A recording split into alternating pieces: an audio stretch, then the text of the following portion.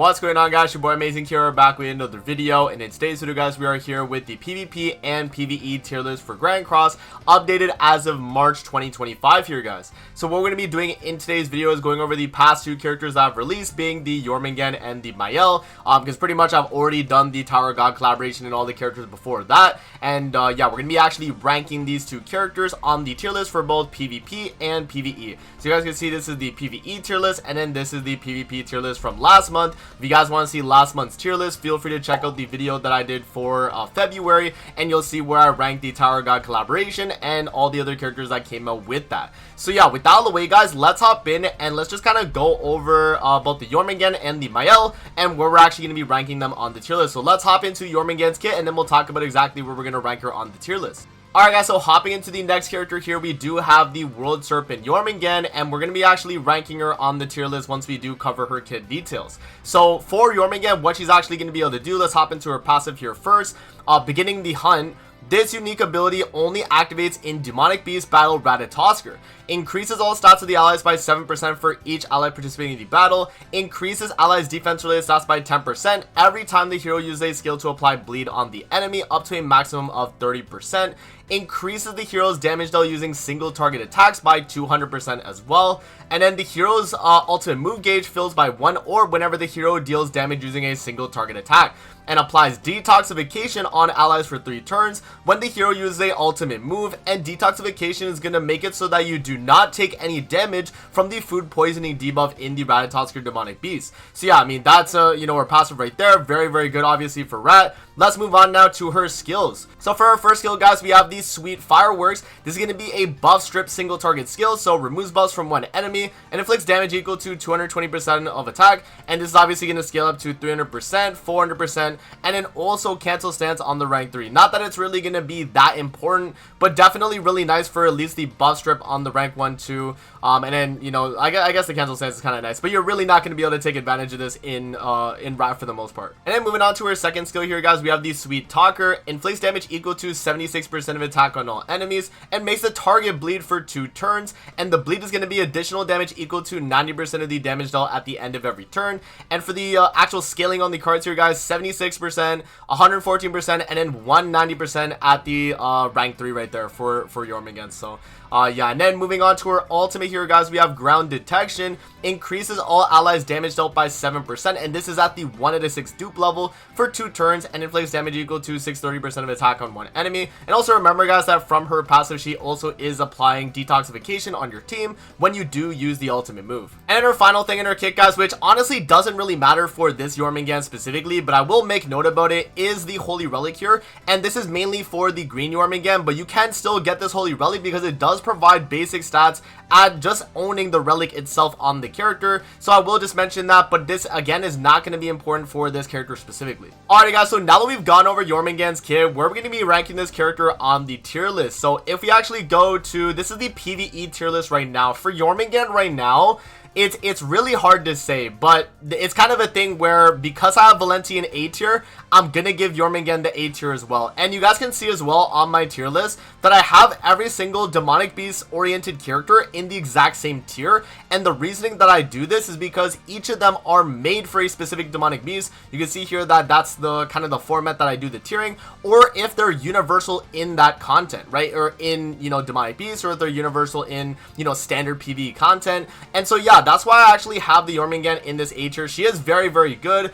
You are very reliant on owning Valenti though. Like, if you do not have Valenti, this Jormungand can be a little bit weaker. So that's kind of the thing right now, where I don't want to put her in the S tier, even though Rat right now is the hardest thing in the game, at least PvE wise. I'm still gonna keep her in the A tier, and I think that's a valid placement as well, especially since, like, if Valenti, and Valenti, she's actually a universal character actually in her kit. Like, she's one of the characters that, if we actually go to her kit versus Jormungand, where Valenti actually does work on other Demonic Beasts. So if anything, I should probably move this character up to S if anything, because hers is not restricted to rat. You can see here that all of her stuff that it mentions here is not restricted to rat. It just says you can use it in all content other than in what is it, in deathmatch, right, if I'm not mistaken.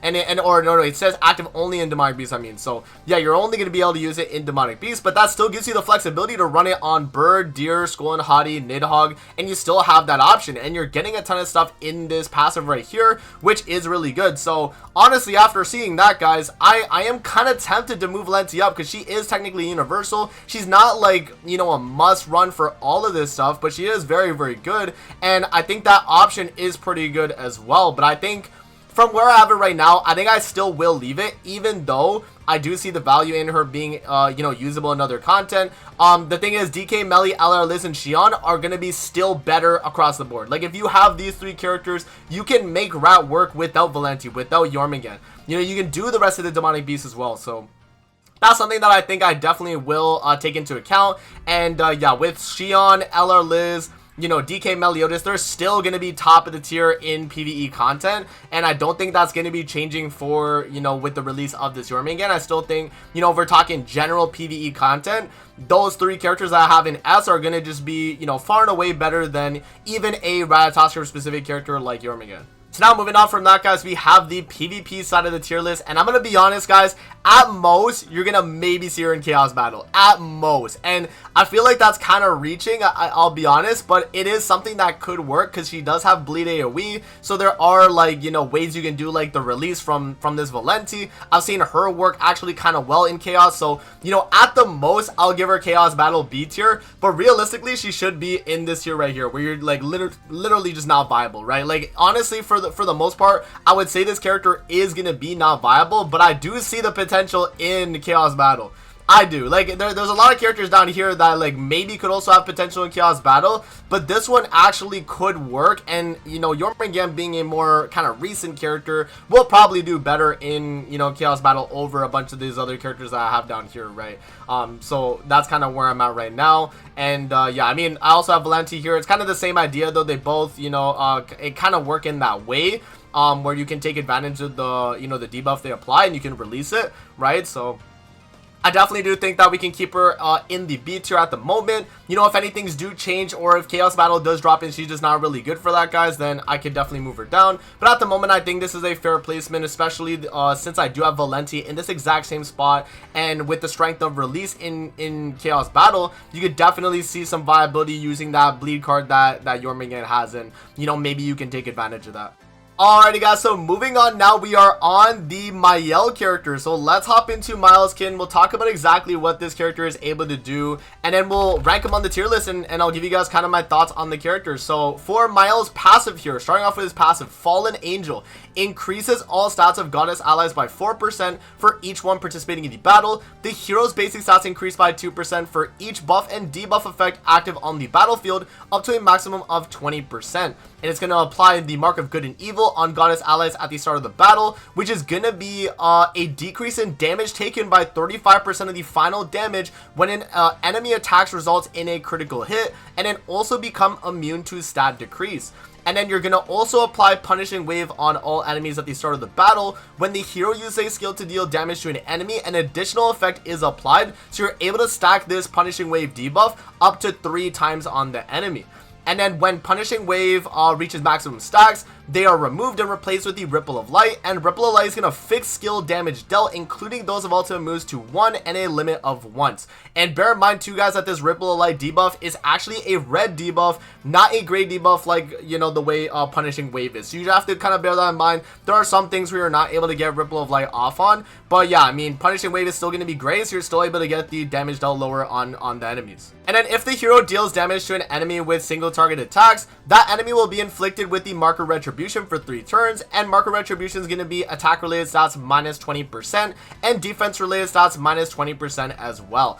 And then if an enemy with Mark of Retribution is defeated by the hero's single target attack, 100% of the final damage will be dealt to a random enemy. So yeah, I mean, there are a bunch of things going on in the passive here for Mael, guys. Pretty much though, the guy's a support unit, he's a DPS unit, he's doing a ton of things for the team, a ton of things for himself as well. I mean, across the board, this character, it just from the passive alone was already going to be super strong. So moving on to the rest of his career, we do have his commandment, which is pretty unique considering this is the Bell Mael, right? This is Mael when, you know, he does have the Esterosa commandment still, right? And all the other ones that he has. So when using an all target attack other than the ultimate move, all heroes on the battlefield have their HP related stats decreased by 7% for 2 turns before the skill activates, and applies to both allies and enemies, stacking up to 2 times. So this commandment obviously has synergy with the passive where, you know, you're not able to be stat lowered on the passive, but you also are benefiting from each buff and debuff effect on the battlefield for basic stats on Mael himself. So that is actually pretty synergistic that the, you know, the commandment and the passive actually do, you know, align to work together. So that's obviously very good. And then moving on to his skills here, guys, we got the Scythe of Silence. Inflicts smite damage equal to 200% of attack on one enemy. Smite is going to be ×2 critical chance, ×2 critical damage, and damage dealt 150% to enemies affected by the Mark of Retribution. So yeah, just a very, very strong single target skill. The only thing that I kind of don't like about this skill though is the fact that you have to use this skill once before you get the damage dealt 150%, because you have to you do this extra 150% to an enemy that is affected by Mark of Retribution, which you're only able to get through using the single targets anyway. So I feel like that's a little counterintuitive, but still good. 200%, 300%, 500% of attack on the rank 3. And then moving on to his second skill here, guys, we got the Ripple skill. So it inflicts ripple damage equal to 180% of attack on all enemies. And Ripple is going to be triple the pierce rate increase, ignoring enemy defense, attack 50% when using skills, and damage dealt 30% for each punishing wave on the target. So yeah, a very, very strong AoE skill, you know, being able to bypass that defense. Very, very strong against, you know, like the Mael shields in PvP. And, you know, with obviously the pierce rate and the attack when using the skill, just overall very strong. But yeah, so in terms of the actual percents here, it goes from 180, 250, 390% of attack. And yeah, I mean, just a really strong skill overall. And then moving on to his ultimate here, guys, we have the Incense of Purity and Light Jade of Love. Applies Mark of Retribution on all enemies for 3 turns, then inflicts smite damage equal to 600% of attack. Now, Mark of Retribution is going to be attack related stats -20% and defense related -20%, and then smite is going to be the double crit chance, double crit damage, and the, you know, extra damage dealt against the Mark of Retribution affected enemies, right? So yeah, that is going to be the ultimate right there. And bear in mind, guys, that this does change based on the dupe level. Alrighty, guys, so now that we've gone over Mael's kit, where are we actually going to be ranking this character on the tier list for Grand Cross? So let's start with the PvP tier list, because I feel like that's mainly where Mael's kind of shaking up a bunch of things right now. But yeah, I mean, guys, he's gonna be in the top of the meta at the moment. You know, that's the thing right now with the strength of Melieli. You know, being able to run Melieli alongside this character, I mean, it's gonna be a very dominant team. Now, I don't necessarily believe that Goddesses is #1 necessarily. I actually think it's a fair contest between Demons and Goddesses right now. A lot of the other teams right now in the meta are kind of just either, you know, if it's like a Yiwa team, it's kind of gimmicky. You do have like Human team, you do have, you know, the Queen Diane, Milim team as well. I'm honestly thinking about moving a bunch of these teams down right now, because I really do think at the moment, guys, it's kind of come to the point where it's Demon team and Goddess team, especially with the fact that, you know, Demon King did get his Holy Relic as well. And because he locks commandments, he could kind of cuck this new Mael from, you know, obviously applying the HP related lowers on your team. So, you know, that's another thing too. So I think what I'm going to do, and I don't know if I want to actually like fully make this decision though, I think we could drop Milim, which is crazy. I think we actually could drop Milim. And this is going to go with UR Gother and the Sins team. I actually do think that they will be taking a backseat at the moment. The reason why I say this is just because right now, guys, we have way more dominant characters. Melieli is super, super dominant. And the shield that they actually do in the game, it block affects all skill effects. So you can't bypass it with any type of, like, any type of effects in the game, right? And yeah, in terms of the Goddess characters that I would bump up, I think we're going to bump up Margaret. I think I'm going to bump up, who do we want backline though? Who do we want to run backline though? It's really, right now, it's either Elad or Tristan, I feel like, at the moment. Or even, like, I guess the Red Sariel too. Red Sariel is actually an option as well. It's kind of a toss-up for me. Right, where do I have Tristan? Do I have Tristan in B tier? I don't. No, Tristan should be in this tier if I'm not mistaken. Let's see. Is he in this tier? Okay, I don't see him. I think he might be down here.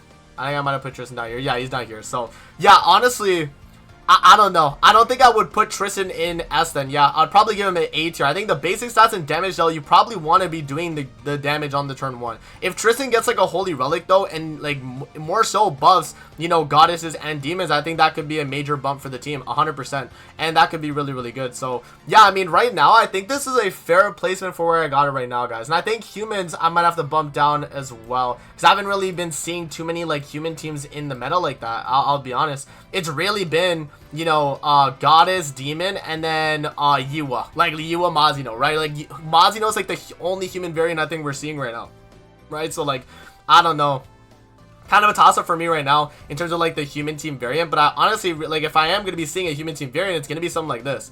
Yeah, I mean, right now, I would say this is pretty much the meta. You got goddess and demons going on right now, and then really it's just gonna be like humans, Milim, and then yeah, whatever other teams you're kind of seeing there too, right? Like at that point, it's really just whatever other teams are available. So that's kind of where I'm at right now, guys, in terms of the PvP meta for Mael. Now, moving on to the PvE side of the game, though, where are we ranking Mael in PvE? I think Mael so far for me, I gotta give him the A tier, guys. I think Mael for me has pretty much cleared through all the PvE content that I've expected him to do.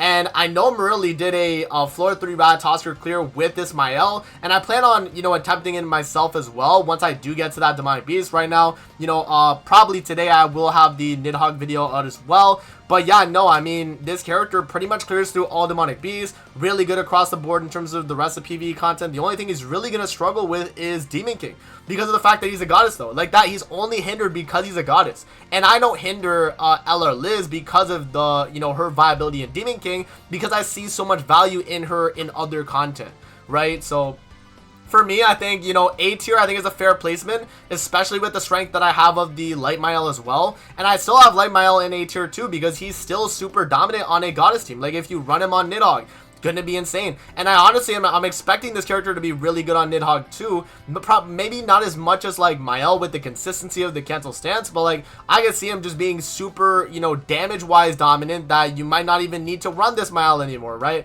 It could be a situation like that. So for me, guys, yeah, I gotta go with A tier for this Mael. Really strong across the board, can clear all demonic beasts, really, really good. And you honestly don't even need some of the demonic beast units because you run full goddess team, right? So that right there in itself like gives this character value. So that's kind of where I'm at right now on the tier list, though, guys. So let me know what you guys think in the comment section below. Other than that, though, I don't think too much stuff needs to be changed from this point. I think everything else seems pretty good.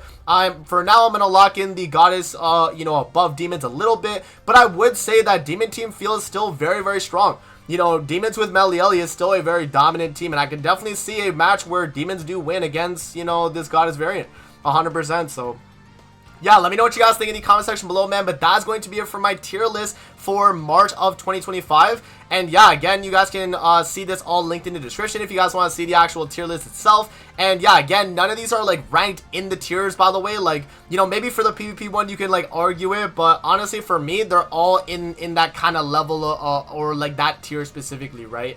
I'm not gonna say like, you know, the like team specifically is better than this.